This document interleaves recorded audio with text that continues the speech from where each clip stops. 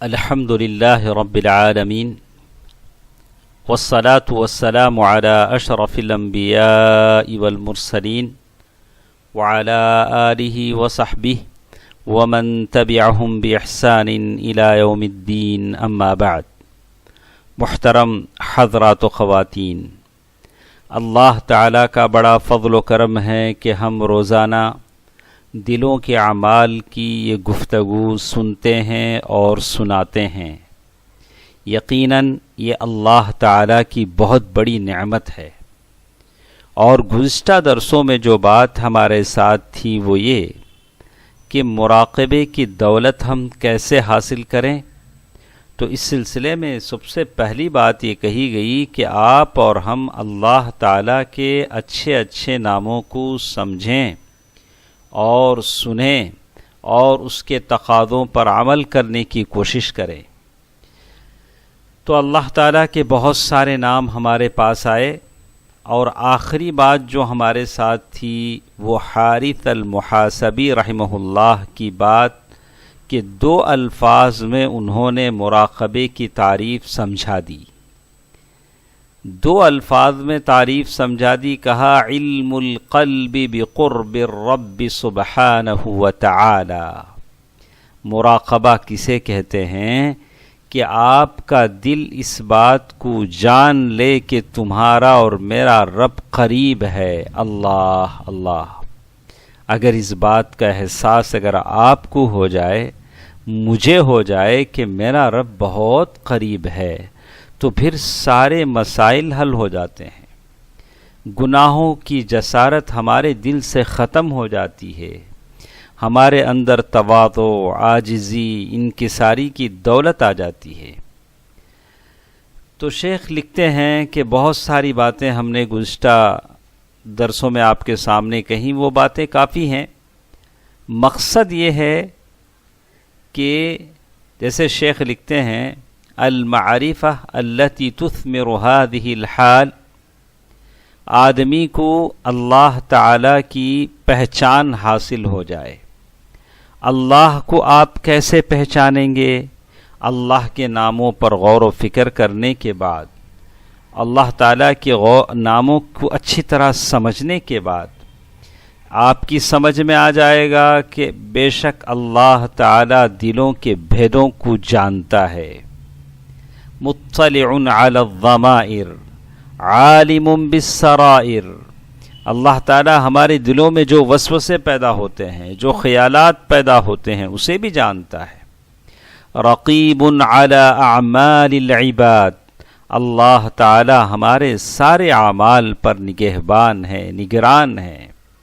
جو کچھ ہم کرتے ہیں اللہ تعالیٰ ان تمام چیزوں کو جانتا ہے.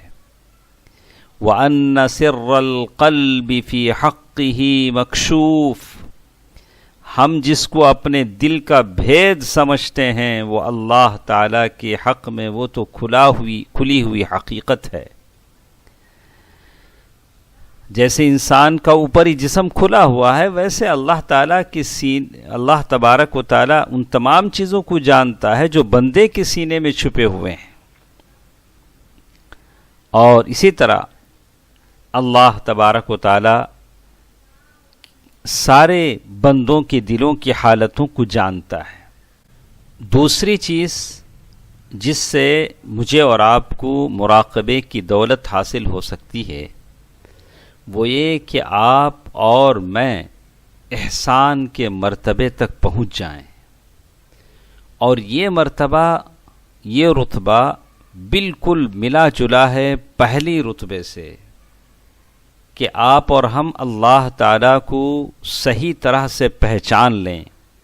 اللہ کی صحیح پہچان کیسے ہوتی ہے؟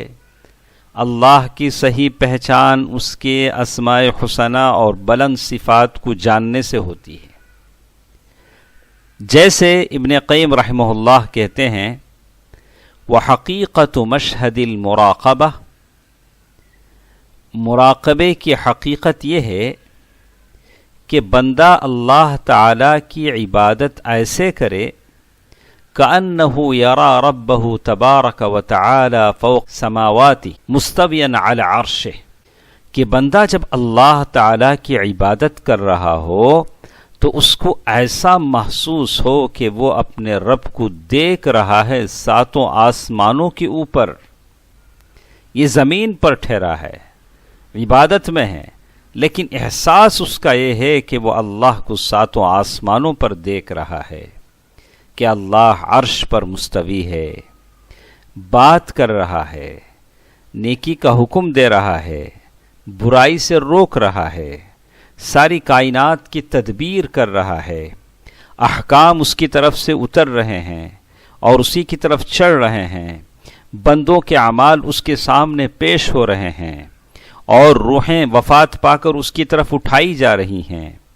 ان تمام باتوں کا مشاہدہ وہ اپنے دل سے کرتا ہے اور اس کے اچھے ناموں کو دیکھتا ہے، سمجھتا ہے، اور وہ اللہ تبارک و تعالیٰ کو قیوم سمجھتا ہے، سمیع سمجھتا ہے، بصیر سمجھتا ہے، عزیز سمجھتا ہے، حکیم سمجھتا ہے کہ اللہ تعالیٰ کسی چیز کا حکم دے رہا ہے، کسی چیز سے روک رہا ہے، کسی بندے سے محبت کر رہا ہے، کسی بندے سے اللہ تعالیٰ ناراض ہو رہا ہے، کسی بندے پر غصہ ہو رہا ہے، اور جو چاہے اللہ تعالیٰ کر رہا ہے. وَيَحْكُمُ مَا يُرِيد، جو چاہتا ہے حکم نازل کر رہا ہے. وَهُوَ فَوْقَ عَرْشِهِ، اور اللہ تعالیٰ اپنے عرش پر ہے.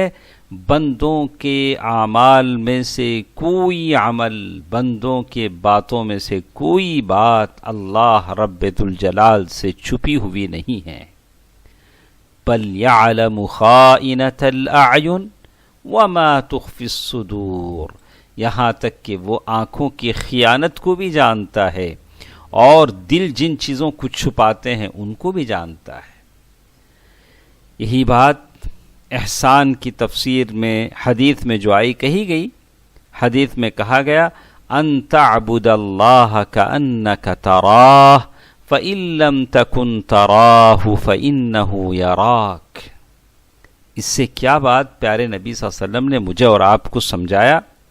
استحضار عظمت اللہ ومراقبتہ فی حال العبادہ، یعنی اللہ تعالیٰ کی عظمت کو اپنے دل میں خیال رکھو، اللہ تعالیٰ کی عظمت کا خیال رکھو اور اس کی نگرانی کا احساس رکھو جب تم عبادت میں ہو، اللہ تعالیٰ کی عبادت کر رہے ہو. دوستو عزیزو، حقیقت میں یہ چیز ہماری زندگیوں میں ابھی نہیں ہے. کوشش کرنی چاہیے اس چیز کو پانے کی، اس نعمت کو پانے کی.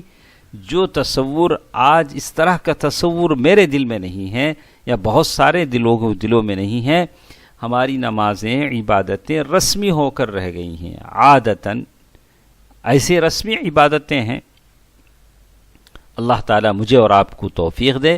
ابن اثیر رحمہ اللہ فرماتے ہیں اراد بالاحسان، احسان سے کیا چیز مراد ہے؟ الاشارۃ الی المراقبہ، کہ آدمی اللہ تعالیٰ کی نگرانی کو محسوس کرے، وحسن الطاعہ، اپنی بندگی کو خوبصورت بنائے. فإن من راقب اللہ احسن عملہ، جس شخص کو یہ احساس آ جاتا ہے کہ اللہ دیکھ رہا ہے تو وہ اپنے عمل کو اور اچھا بنا لیتا ہے، اس کے عمل میں نکھار آ جاتا ہے، اس کے عمل میں خوبصورتی آ جاتی ہے، اور اس کے عمل میں تواضع، انکساری، عاجزی آ جاتی ہے. تو دوستو عزیزو، یہ دوسری بات تھی کہ کیسے ہم مراقبے کی دولت حاصل کریں. انشاءاللہ کل کی مجلس میں ہم تیسری بات کا ذکر کریں گے. اللہ تعالی جو کچھ میں اور آپ سنتے اور سناتے ہیں، ہم دونوں کو اللہ تعالی عمل کرنے کی توفیق دے. آمین. والسلام علیکم ورحمۃ اللہ وبرکاتہ.